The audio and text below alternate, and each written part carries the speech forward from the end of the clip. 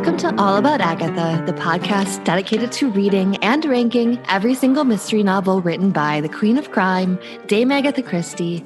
I'm Catherine Brobeck. I'm Kemper Donovan. And we are covering some Poirot, and some very early Poirot at that, aren't we? We are. It's funny. I didn't think that it was as early as it is because whenever I read a Poirot short story, I read out of my omnibus edition of the complete short stories of Hercule Poirot with foreword by Charles Todd. And The Adventure of Johnnie Waverly, which is the story we are covering in this episode, is number 15 of 51. So it's, a ways down there. So I figured to myself, without actually looking at when it was published, oh, this can't be that early of a Christie. But I underestimated just how many of these Poirot short stories Christie wrote in the early 20s, because this is the 15th one she wrote, but it is quite early, isn't it, Catherine? Yeah, it was first published in The Sketch, bien sûr, Yeah, of course. in October of 1923, under the title The Kidnapping of Johnnie Waverly. I suppose the actual title is the more accurate one.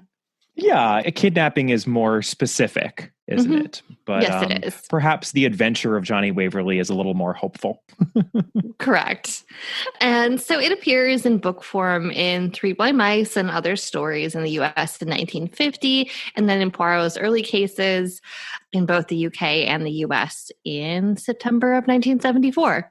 Because, by the way, the first Poirot short story that Christie wrote was also published in 1923 in The Sketch. And there are... In the spring, though. Yes, exactly. I mean, but it's really, just such an amazingly fertile period for her when it comes especially to those Poirot short stories, and kind of explains why I think when she tapered off from the short stories in the 30s, she was able to write as many novels as she did, because I think there was, a large part of her output in this early period was going to these short stories. And I'm really glad it did, because I really love them. Yeah, and they do. I mean, we've talked about this before, especially the early ones. They're really fascinating, and we'll get to this when we get to the clues in this. But I think they're really interesting because so many of them are doing right from the get-go a lot of the running themes and tropes that we will see forever after. Absolutely. All right. So let's get into this and talk about our victim, who, as you could guess, especially from that initial title, is not a murder victim. He is a kidnapping victim, and he is quite young. His name is Johnnie Waverly, and he is 3 years old. And he has been kidnapped from his home at Waverly Court in Surrey, England. Right. And so we have suspects. We have, as often is the case with children kidnappings, you have the parents, unfortunately. So you have Mr. Marcus Waverly Esquire, the boy's father, and he's from one of the oldest families in England, and they own this estate. Well, that means he must be an upstanding gentleman who would never do anything wrong. Of course. Of course. Of course. You can always make that assumption safely in a Christie story. Next up, we have Mrs. Ada Waverly, who is an heiress of a prominent steel manufacturer. I smell a steel king. I don't believe she's American, though. I know. I was disappointed that she wasn't American, but at least from the north of England. Somewhere far away from London and Devon, anyway. Right. Yeah. I kept waiting for her to show up being an American, and she is in fact not. Yeah, me too. And Ada is the boy's mother. Then we have Treadwell, who's the longtime butler of Waverly Court. And this is actually my big fun fact for this story, because I think this is really interesting. But when I came across Treadwell's name reading the story, I was like, why does that sound familiar? I know that there is a butler named Treadwell in a previous Christie, and it actually comes from 2 previous Christies, which is probably why I remembered it, because, we've read a lot of butlers at this point in our Christie. Treadwell is the butler in both The Secret of Chimneys from 1925, so just 2 years after the story, and The Seven Dials Mystery which was published in 1929. And, Although the butler then at the same house. The butler at the same house. I will note this too. We'll get there, but there is reference made to the council room at Waverly Court and also a priest's hole. And those are two of the attributes of chimneys in The Secret of Chimneys and the Seven Dials mystery, which readers can point to as evidence that Christie was very directly basing Chimneys on Abney Hall, which of course is where her brother-in-law James Watts lived. That was his ancestral home, and she spent lots of holidays there since her sister Madge married when she was still a child, since Madge was so much older. So Abney Hall was very near and dear to her heart. And I was like, this is basically Chimneys down to, I had that thought before I then looked up where the Treadwell connection was, but down to the very butler's name. So she clearly was playing around with Abney Hall as a setting. This house is not Chimneys. It is called Waverly Court. So it's not the same place, but it's kind of the same place. Oh, that butler at Abney Hall was named Treadwell? The butler in The Secret of Chimneys and the Seven Dials mystery, who was the butler at Chimneys. Right. Named no, Treadwell. but we don't have any evidence that the actual butler at Abney Hall was named Treadwell. No, it's just funny that she clearly was playing around with Abney Hall as a fictional setting in this early short story, and then she just did the same thing down to retaining the butler's name in those two novels. And even though they have different names, they're basically the same setting, i.e. the fictional version of Abney Hall. So I just find that amusing and interesting. I like it. Next up, we have Miss Collins, who is Mrs. Waverly's secretary of about a year, but she's very trusted. And then we have Johnnie's nurse. She is actually fired by the time the kidnapping is taking place, and we will explain why and how. So she's largely not a suspect, though, there's a little bit of suspicion cast on her. So we'll include her. And then we have a tramp, because why not? And he's the one who's actually arrested by the police because he's carrying some chloroform and a blackmail note. Sounds like a culprit and a Christie to me. Absolutely. So, Kemper, the world as it appears to be. Well, Mr. and Mrs. Waverly have come to Poirot because their child has been kidnapped. By the way, one of the first things I wrote in the margins when I started this story and realized that it was a child kidnapping is that this is pre-Lindbergh baby, actually. So let's, give Christie the credit there. She obviously made much of the Lindbergh kidnapping in Murder on the Orient Express, but this is very much predating that. This is also, by the way, around when her own daughter, Rosalind, was about 4 years old. So interesting that she is writing a fictional kidnapping here in which the parents are quite emotional. Mrs. Waverly is very upset. Mr. Waverly also seems to be extremely upset. Their child was very publicly kidnapped from their house, while it was in fact under observance by Scotland Yard. And they had received a series of threats which escalated in impertinence, asking for money, £25,000. That was a lot of money in 1923. And that even escalated to £50,000, and a notice that the boy would be kidnapped at a very specific time on a very specific day. And the time in question was 12 noon, high noon. And so Mrs. Waverly, this is all the background to where the story starts. But what we find out is that Mrs. Waverly had insisted that her husband bring in Scotland Yard. And so the first time he goes to them, they, like Mr. Waverly, think it's just some random nut job, disgruntled former employee or something. They just don't pay it a lot of attention. But by that final note, they too are concerned enough that they send both an inspector and a detail to Waverly Court to serve basically as a lookout for that high noon time. So on the day before the kidnapping is supposed to happen, Mrs. Waverly becomes very ill. Suspicious. So Mr. Waverly checks on his wife, and he can tell her symptoms are puzzling the doctors, and no one's saying it, but everyone thinks that she's been poisoned. And perhaps this has to do with the kidnapping. It's sort of taking her out of the action. And he goes back to his own room where he has his own bed, since this is a genteel couple of 1923. And oh my gosh, of course they don't sleep in the same room. And he finds a note pinned to his pillow, which is in the same handwriting as the others and contains just 3 words: at 12 o'clock. He freaks out at that point. Right. And so, because now it seems very clear that the call, so to speak, has been coming from inside the house, Mr. Waverly fires the entirety of the household staff, with the exception of Treadwell, who's been the butler since Waverly was a boy, and Miss Collins, because Mrs. Waverly trusts her. Right. And by the way, the Treadwell of Chimneys had also been the butler forever and ever. Well, if you find good help, Kemper, why would you ever let them go? Apparently, he's such good help that he's been placed in alternate realities. Apparently so, yes.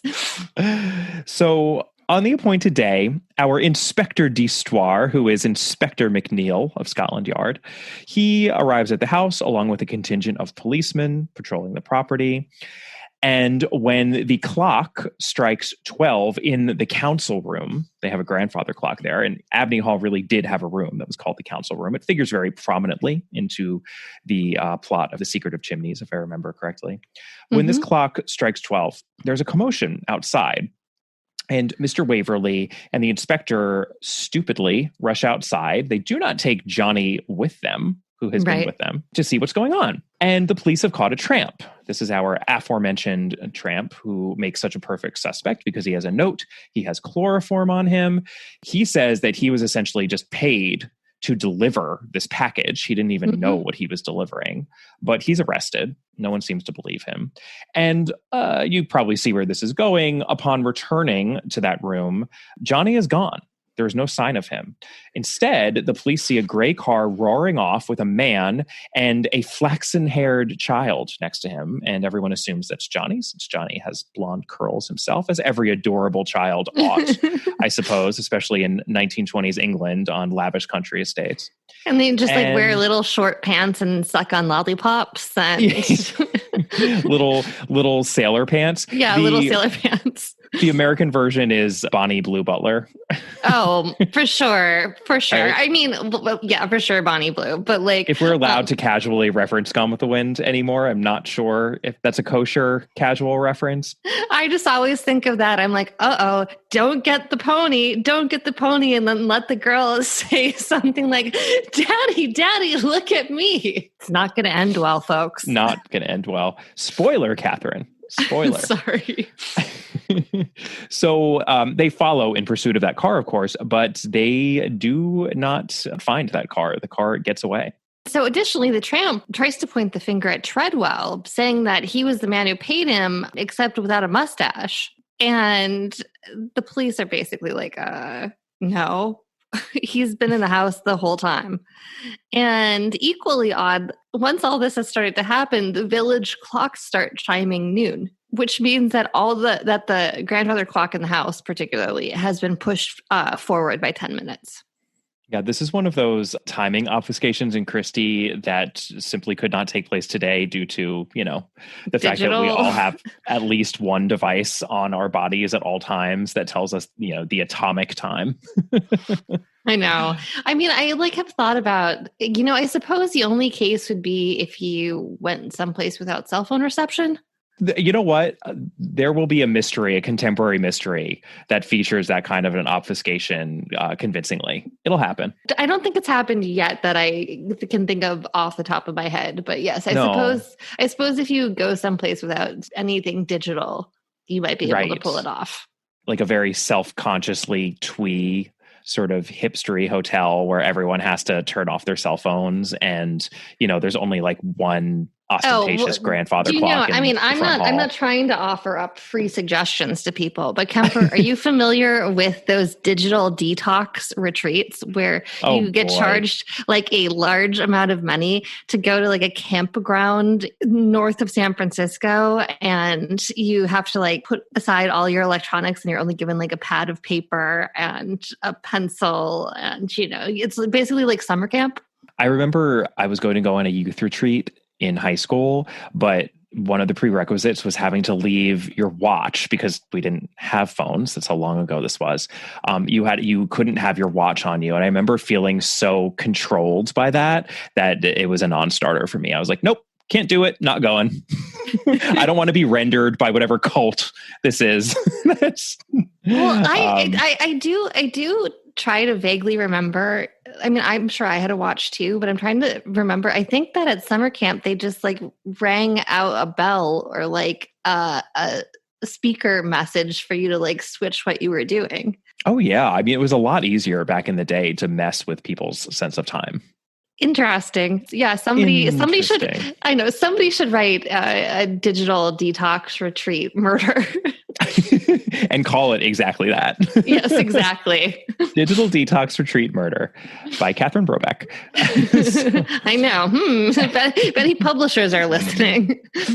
Interesting.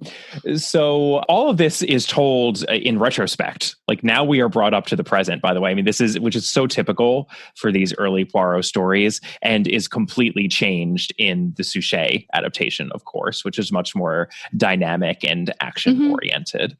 It's actually quite an easy change for this story, I thought, in the adaptation. But now in the present, Poirot is up to speed and he and Hastings go to Waverly Court, where they take a look at, oh yes, the priest hole that exists in this house, because of course there's a priest hole here. It's not just chimneys that has priest holes. I know. Christie loves her priest holes. Many, many early Christie stories with priest holes. She never met a priest hole she didn't like. So it is in this priest hole that we get our really only, I think, honest to goodness physical clue. Well, that's not completely true, but it's a pretty traditional clue. It's really the biggest one. Yeah, it's the biggest one. So the priest hole has been swept, but they missed a corner. They missed a spot. And of course, our Poirot does not fail to notice it. So there's a dusty corner in which Poirot sees what appears to be little paw prints of a teeny tiny dog, perhaps. It's very curious. Right. So Poirot and Hastings interview Treadwell and Miss Collins. And they also, during all of this, discover that all of the women, basically from Mrs. Waverly to Miss Collins to the former nurse, all seem to vaguely dislike Treadwell, which is not a good sign. Speaking of, they also leave Waverly Court and they interview the former nurse too, because one of the questions that they ask her is charmingly, really. Poirot asks if the family has a toy dog. And she says, no, of course they don't. No, they don't. They don't have a Yorkie. They don't have a Pekingese. Nope. No toy dogs. Perhaps we'll revisit that. So Poirot and Hastings go back to Waverly Court after their investigations. And after Poirot gives Hastings the rundown, which is namely that Miss Collins, who had left before all of these events took place, couldn't have done it. Mrs. Waverly had no reason to ask for a ransom since she is the one who has all of the money. Remember, she is the daughter of a steel magnate, so it would make no sense that she would be behind this. And Treadwell has an ironclad alibi. I mean, when the kidnapping took place, everyone saw the boy in the car. Treadwell was definitely in the house, and it's an alibi that a lot of people seem to be able to vouch for. So this is a real pickle that we find ourselves in, and perhaps it really is that tramp, which would just seem like such a boring ending to a Christie story, but we're going to use some clues to bridge on over to the world as it actually is. Take it away, Catherine Brobeck. Clue number 1, where there is a priest hole, there is an answer. Poirot puts a lot of fixation on this little point, and especially on those teensy tiny puppy prints. And there's obviously a reason for this. This is actually a very short story. And if it's going to put that much attention on those puppy prints, just pay attention to it. So the deduction is somebody knew about the priest hole very recently and had used it and then had swept it clean, forgetting that one corner, along with, if not a very small dog, something that would seem like a very small dog. Something at least very small dog shaped. Mm-hmm. All right, clue number 2, and this really is a Christie classic. Follow the money.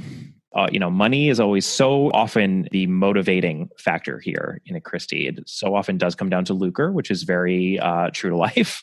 Yes. And who has the money in the story? well, Mr. Waverly has the family name, but as these things so often go, he married the money, and his wife holds the purse strings here. You know, we are not in the 19th century. She still controls her own money, even after they have become a married couple. And she seems to be holding it pretty tightly. And we are put on notice about this at the beginning, where Poirot, you know, thinks to himself, well, she clearly loves her son a lot, but she also is very clearly her father's daughter, and seems to be a bit tight-fisted when it comes to money and just in terms of her overall demeanor. So it's not a stretch to imagine the dynamic between Mr. and Mrs. Waverly, where money... Right. Well, we're told by Hastings that Hastings finds out later that her father came up as a clerk for some sort of business when he was a very young man to become this massive steel magnate. Right. So they value being very frugal. He went from Bob Cratchit to Ebenezer Scrooge, essentially. Yeah, basically. to use a holiday rags to riches reference. So the deduction here is that, you know, we've seen this so many times before when you have a marriage in which one party has the money and the other party perhaps wants the money, because people just in general do want money for various things. We should look very closely at the party who desires that money and does not have it. So perhaps there's something else going on here with Mr. Waverly. Clue number 3, timing clues. Right? There's a huge emphasis made on 12 o'clock repeatedly. It's in multiple notes, right? We talk about it, you know, the ringing of the clock in the room where they're hiding out. We hear the clocks in the village going off. It's clear that the clock in the house has been changed. Why would this be? Well, why is it usually? It's a misdirect, right? When everyone goes out of the room at quote unquote noon, which isn't noon, what happens? Johnnie disappears. In other words, someone in the house wanted everyone's attention drawn away from what was happening inside the house. Right. And it's kind of an additive clue as to the call coming from inside the house. Mm-hmm. You know, like we know from those notes that somehow someone within the house was doing all of this. But what's key here is that all of the servants, except for Treadwell and Miss Collins, have been fired at this point. And Mrs. Waverly is in her bed, ill. So there are literally only 3 people inside the house who could have altered the clock: Treadwell, Miss Collins, and Mr. Waverly. Mm-hmm. So that's significant. Yep.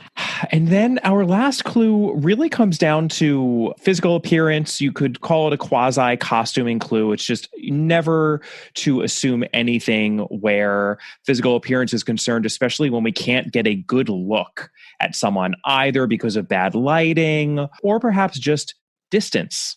Mm-hmm. And we saw that adorable flaxen-haired child being driven away in the car from a fast-driving car from a distance, right? We actually didn't even see it at all. The story was being told to us secondhand, but all of the police, the Scotland Yard inspector, etc., they all saw this from far away, and they assumed that flaxen-haired child was Johnnie Waverly. And the deduction is that, of course, we should not assume anything in Christie's story. And perhaps that was not Johnnie Waverly. Perhaps something else was afoot here.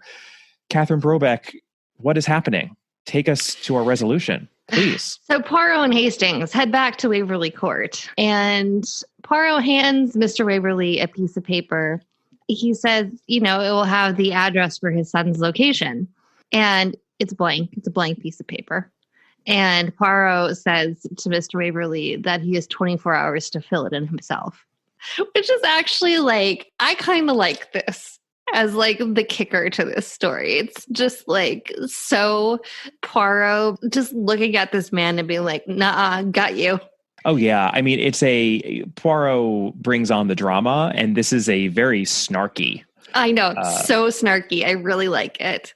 Yeah. Rendition of dramatic Poirot here. I love it too. Because what's happened? Obviously, Mr. Waverly set the entire thing in motion so that he could get his hands on some of his wife's money, or in this case, a large amount of his wife's money, to use for his own extracurricular activities. We're not entirely told what those are, but Poirot basically suggests to Hastings that he's like a little bit of a bon vivant, you know? Mm-hmm. Yeah. Mr. Waverly misdirects the police, and then he, with the clock going off and the tramp, and he sets his son up in the priest hole with toys, including a toy dog. Drum rep, please. Treadwell, who he's known since he was a little boy, is his loyal right-hand man, and Treadwell helps him. Right. So, in fact, that tramp did see Treadwell. That was Treadwell with a fake mustache on who gave him that package and told him to deliver it at 10 minutes to 12. And then we don't really know whether it was Treadwell or Mr. Waverly who changed the clock and, pinned the notes and whatnot, but they were working hand in hand together. And it was quite easy for them to do all of that inside the house. And just to be clear, I mean, there are almost 3 situations in which Treadwell had to be accounted for and given alibis, so to speak. Basically, it was Mr. Waverly who vouched for Treadwell at the time when the tramp said that he was accosted by Treadwell wearing a mustache who gave him this package and told him to deliver it. And Mr. Waverly was like, no, he was with me. So that was a lie, because obviously Treadwell did do that. Then we have the moment when Mr. Waverly and the inspector ran out of the room and Johnnie was left alone with Treadwell. So it was Treadwell who stashed him in the priest's hole with the toys that they had put in there to keep him quiet. Mm-hmm. And then after that, when the car drives away, everyone sees that Treadwell, of course, is still in the house, because even though it took him probably like 30 seconds to stash away poor little Johnnie, he can make himself noticeable and no one thinks that he could have had anything to do with it. So within those 3 discrete moments, Treadwell has managed to kind of account for himself or, ensure that there's no suspicion put on him, because no one thinks that it would have been that quick of a job to secrete Johnnie Waverly into that priest hole. But of course, Poirot does because of the toy dog prints. So, and also, by the way, Scotland Yard doesn't know about the priest hole. Right. And yeah, they don't even know about the priest hole. I mean, oh my God, do they realize that they're in an Agatha Christie story here? Come on. And then, of course, there actually is a third person who's in on this, because there did have to be that third man who was driving the car with what turns out to be a decoy boy. And we are told, and it is really weird and really clunky. Creepy. It's really creepy too. Yes, it really is. I underlined that section too. And I put a question mark and an exclamation point next to it. I know, like, oh my gosh, like this is what should be investigated, because this is terrifying. Yeah, so this is part of the story we're told in retrospect about the car that had been driving away, because they're not able to find it right away, but they eventually do track it down. And Inspector McNeil says that when the car is stopped and the man and the boy are detained, everyone is so relieved. But what they find out is that the boy was not Johnnie. And this is what Christie writes. The man was an ardent motorist, fond of children, who had picked up a small child playing in the streets of Edenswell, a village about 15 miles from us, and was kindly giving him a ride. Oh, stranger danger. To where? Stranger danger. It's so bad. It's just... And it's like, how could they not have followed up on that? I know. Why would Scotland Yard not have been like, an ardent motorist who is very fond of small children? I mean, that's like what you put on that's the beginning of a serial killer documentary. Yeah, very creepy. And Poirot even says that is the mistake the police made. They made no further inquiries about the man who drove the gray car with the wrong child in it. He was the third man. He picks up a child in a village nearby, a boy with flaxen curls. He drives in through the East Lodge and passes out through the South Lodge just at the right moment, waving his hand and shouting. They cannot see his face or the number of the car, so obviously they cannot see the child's face either. Then he lays a false trail to London. So, yeah, perhaps if they had followed up on that, it would have been solved more quickly and they wouldn't have had to bring in Poirot. But yeah, Christie does also solve the conundrum as to why Mr. Waverly would agree to bring Poirot onto the case if he's the one who's been behind all of this, because it's, of course, Mrs. Waverly who's the one insisting on bringing in Poirot. And as we know, she holds the purse strings. So that totally makes sense. Basically, what ends up happening is when the coast is clear from Scotland Yard and they're all going after this gray car, Mr. Waverly and Treadwell drive little Johnnie to Waverly's childhood nurse's house. And Johnny's apparently having a very happy stay there. Indeed. So, yeah, anyway, Mr. Waverly confesses. He says he'll return the boy ASAP because he wants to save his family and his family name. And I have to say, for all of the affection I have for Poirot's extrajudicial solutions, this is one where maybe he should have just hauled him in to the nearest magistrate and said, yeah, this guy just did a whole bunch of bad stuff. I know. It's so like, who's to say he's not going to do something like this again or just kill his wife? He did poison her. Yeah, he made his wife ill enough that she couldn't get out of her bed, and he fake kidnapped his own son. He's like, but I know you're a good father, so it's okay. Like, do you? I know. I just like, I mean, I think very little is made of the fact that he slightly poisoned his wife.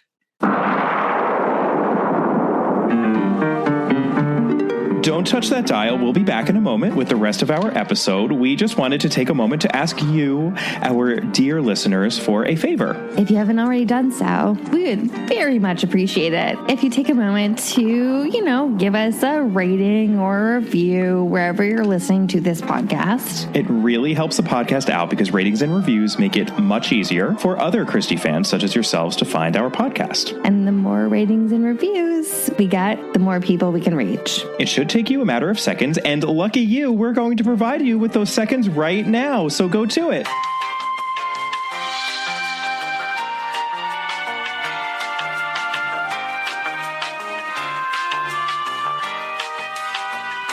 Thank you so much. And now, back to our regularly scheduled programming.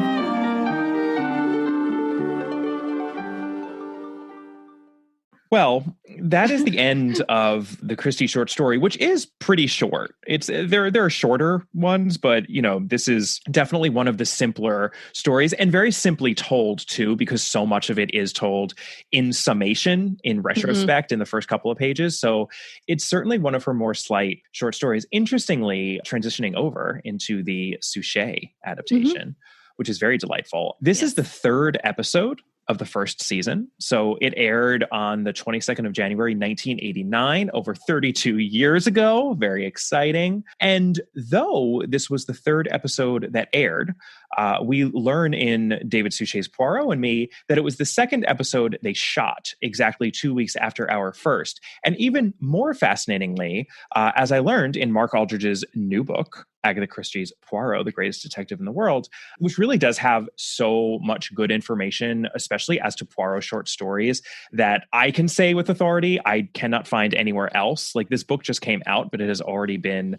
a crucial source of information for these episodes. I wish we had it for the entire run of the podcast. I know. We highly recommend it. Highly, highly recommend it. But as Mark reports, this was the first script that was actually ever written for the series. And it was, of course, written by Clive Exton, who around the same time, a little bit later, would go on to write all 23 episodes of the Jeeves and Wooster series, which just makes a lot of sense in the context of the world he was creating in these, early Poirot seasons, because it really is so Jeeves and Wooster. And that is so in keeping with Christie, who's so very Woodhouseian. But this was the script that was used to pitch the series to various broadcasters, which I find really fascinating. It's a really good series. And the only other thing I'll say just about Mark's book, because I was reading a little bit in and around this episode when I was looking it up, is that he also explains, I believe for the first time, why they chose the episodes that they did for that first season.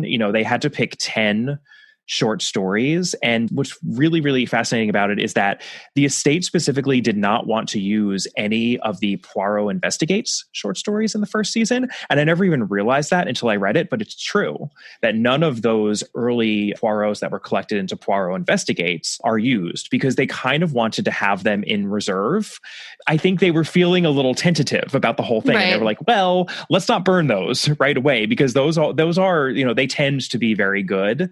So let's find 10 other stories, which is why they actually chose from a lot of the early Poirots that were collected in the Poirot's early cases. And also they did a bunch of the novellas Mm-hmm. And the other reason why they chose that sort of smattering is that they wanted to have stories that didn't just feature murders, as most of them do, but ones like this one, which featured a kidnapping. And then for Murder in the Muse, which is actually their second episode that aired, fast forward, if you haven't yet read Murder in the Muse, we obviously already covered it, but that one seems to feature a murder, but it actually features a suicide. And they just wanted to give a sense of the variety that exists among these stories, that it's not always just a cut and dry murder mystery. So that also... No, it makes a lot of sense. Yeah, it's just, and it's a great first season. And as always, I'm just always delighted by how fresh-faced everyone is and the energy. You can just feel it in the episode. It's just, No, and it has it certainly has very good just like character development scenes of all four of the leads. You get Miss Lemon's filing system, which I think is that in Hickory Dickory Dock? Is that where that comes up? It's pretty late on because we don't get a lot of Miss Lemon really in actual Christie. So, but the filing system is canon. It is canon. She probably does mention it in Hickory Dickory Dock, and that's one of the more robust Miss Lemon texts, right? So probably and I think it's at least in one or two of the short stories in which she appears as well. But yes, she is passionate about her filing system, and it's like you blink and you miss Pauline Moran in this episode, but as usual, she makes her scene count and she's just steals it. I absolutely love her going on and on about her filing system. And you get like some good Jap moments. Yes. And then lots of great Poirot and Hastings moments. And I think it was very creative of them to come up with a reason why Poirot can't be around when the kidnapping happens, because they place Poirot in the action. They place Poirot and Hastings in the action from the get-go, which is very easy to do because instead of coming to them after the boy has been kidnapped, they're coming to them when these notes first start being sent to them. That's my one quibble with this episode, really, because in the short story, it's very clear that Mrs. Waverly is the one driving them to Poirot. Mm-hmm. And there's no reason, really, why she shouldn't have been in that opening scene. Like, there really isn't a reason why she shouldn't have gone with her husband to Poirot. Because it's she's like not really, there until the... and it's really odd, right? That he's planning this whole thing and his wife, and so instead of his wife pushing him to go to Poirot, he decides to go to Poirot. Well, I know. I mean, I think what we're supposed to realize later is that she's the one who's been pushing him to do this all along. She just doesn't go with him, but she says, no, you have to get Poirot on this. And she's the one with the money, right? So she's going to pay the bill. So he goes and he does it, but she's the one behind it. It's not quite playing as fair as Christie does in the text, though. Right. I think it would... I just feel like there's no real reason to have changed that. That's my one thing that I wish they had not altered. But there's like a very, very charming subplot with Hastings and his car, which is what you were getting to about them going into the village. Yeah, because once Poirot is on the scene, you can't have Poirot there in the moment that Johnnie Waverly is kidnapped, because Poirot would never have let that happen. He wouldn't have been so stupid as to leave the room and forget about the subject of the kidnapping, as his father seems to be, and as Inspector Japp, who of course is the Inspector d'Histoire here, as he is. So the reason why Poirot isn't on the scene, even though he's already taken up the case, is that he and Hastings have gone out in Hastings's car, and then Hastings's car breaks down, and Poirot has to walk back. And there's this long sequence in which he's walking through fields, and he is just so miserable. David Suchet actually talks about that sequence in Poirot and Me and how it helps establish Poirot's character. We've said this before. He is not a country mouse. He is a city mouse. And it's also a good framing as the series goes on, because it actually happens a lot in the books too, where people are like, well, why aren't you wearing a different pair of shoes? He's always wearing his patent leather. I know. Why aren't you wearing brogues? What's going on here? But no, I love that Hastings is so excited that he's going to get to drive his car at Le Mans. He just keeps telling everybody. Yeah, really, really good. This is actually what David Suchet wrote about working with Jeffrey Bateman, who played Marcus Waverly. And he's one of those actors where you're like, oh, yeah, that guy. A great character actor. He said, Jeffrey and I had definitely worked together before at the Connaught Theater in Worthing in 1971 when he played a samurai warrior in a stage version of the classic 1950 Japanese film drama Rashomon. It was very early in my career, and I directed all the fight scenes, as well as playing the bandit. Now Jeffrey was playing the landowner whose huge country house seemed to be falling down around his ears while his son is in danger. The only reason why I bothered quoting from that is a stage play version of Rashomon that David Suchet was in as the bandit. Can I time travel back to that and watch that, please? That feels so odd. How do you do a stage version of Rashomon? I don't really know, actually. That's a very good question. He's kind of burying the lead there. I'm like, could you go tell us a little bit more about that, please? He doesn't seem to in Poirot and Me, but yeah, very interesting. If you've watched a stage play version of Rashomon, either in 1971 with David Suchet or at any time, and you'd like to share how that works, please let us know. I'm trying to actually think this through, like, as we discuss it, and I have no clue how that would work. I mean, I guess it's like, you're staging the same event, different time. Differently. Yeah. It's obvious. I'm being a little facetious. It's obviously possible. I think it's just harder to pull off convincingly on a stage. But maybe if you do, it's actually that much more effective, Possibly. I mean, I guess we will not know about that 1971. No. I know, unless you have a TARDIS in your backyard, Kemper. I did also think this was interesting. I learned this as well in Poirot and Me. The director for this episode was Rennie Rye, who directed 5 of the 10 episodes for the first season.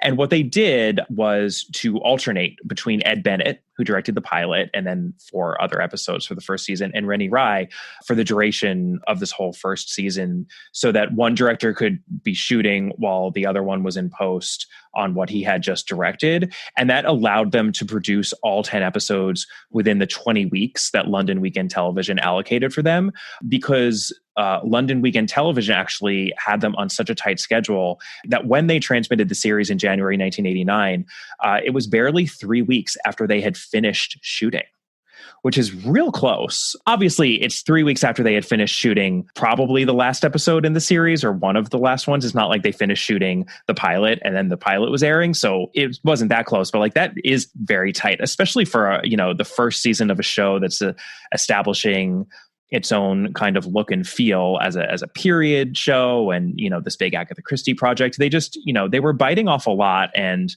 it's just always worth remarking that they chewed it well and really just established the show for the shining jewel that it is from the get-go under, I think, some challenging circumstances. So yeah, and they have good locations in this one too. I mean, the house, Waverly Court, is gorgeous. It's very gorgeous. And they do, this perhaps mitigates a little bit your issue with Mrs. Waverly not coming to that initial consultation. They make a lot out of the fact that Waverly Court is kind of crumbling, and there's all this scaffolding because they had been doing repairs to try to refurbish it, but those repairs have stopped, and it's constantly commented upon that Mrs. Waverly wasn't really very interested in the repairs, and she doesn't really care if the house crumbles to the ground, and how she really does have all the money. And we only really learn about that situation in the text much later, and there's not as much made of it.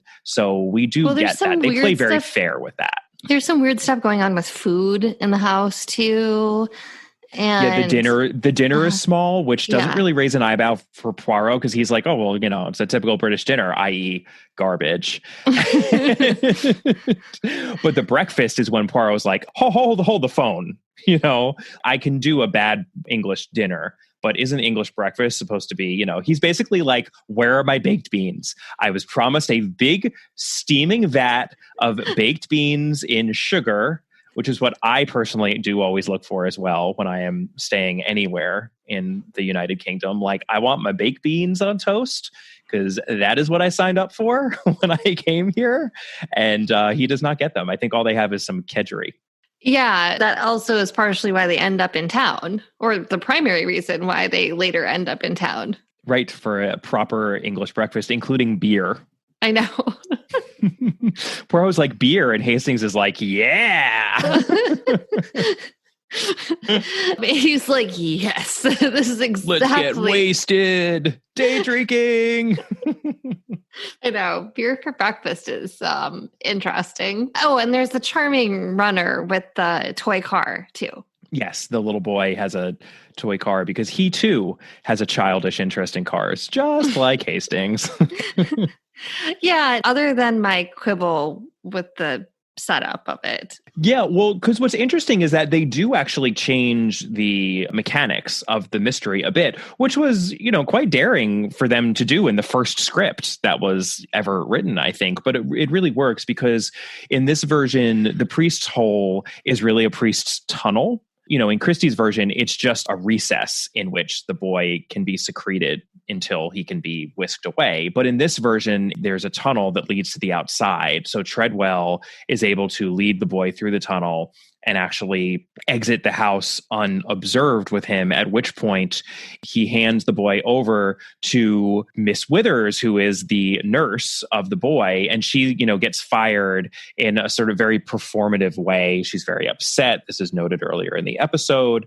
And she turns out to be Treadwell's niece. So she's the third culprit here. She's also involved in what's going on. And she takes the boy so that when she drives in the car and you see the boy from a distance in the window, it actually is Johnnie Waverly. There's no decoy boy in this version, which is interesting. They changed that a little bit, and they changed up who that third. Well, yes, probably was. Because the idea of like, oh yes, we picked up a strange kid on the street and convinced them to go into the car with this strange man was probably a less, yes, yeah, a little unsavory. Yes, I think it was an elegant adaptation as to how they changed it a little bit, but very much kept its bones intact, and then added on these lovely character moments with the family, right? Mm-hmm. The core cast of the four of them.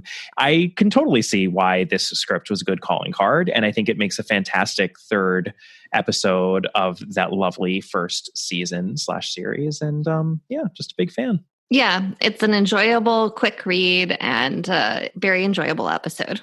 And we, of course, couldn't fail to mention that there is a French language adaptation of this within the second iteration of, oh yes, Catherine, Les Petits Meurtres d'Agatha Christie.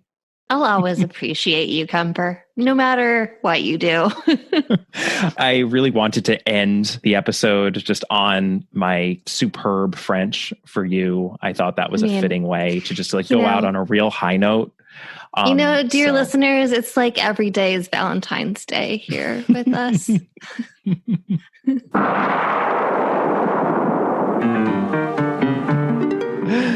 So that is the adventure of Johnnie Waverly, or the kidnapping of Johnnie Waverly. I think it's a really fun early Poirot, and we really are running out of those early Poirots at this point. So I'm really trying to savor each one while we still have it here. Aww.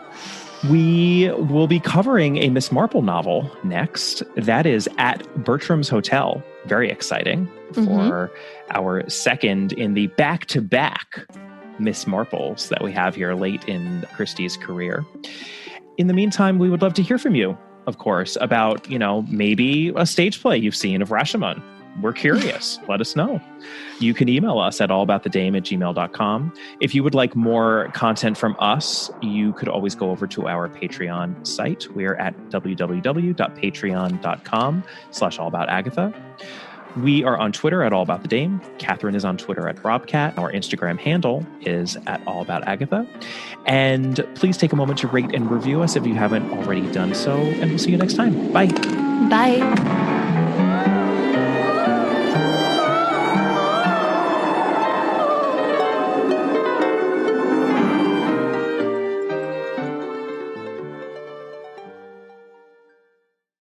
Have you made the switch to Knix? Millions of women have made the switch to the revolutionary period underwear from Knix. That's Knix. Period panties from Knix are like no other, making them the #1 leak-proof underwear brand in North America. They're comfy, stylish, and absorbent, perfect for period protection from your lightest to your heaviest days.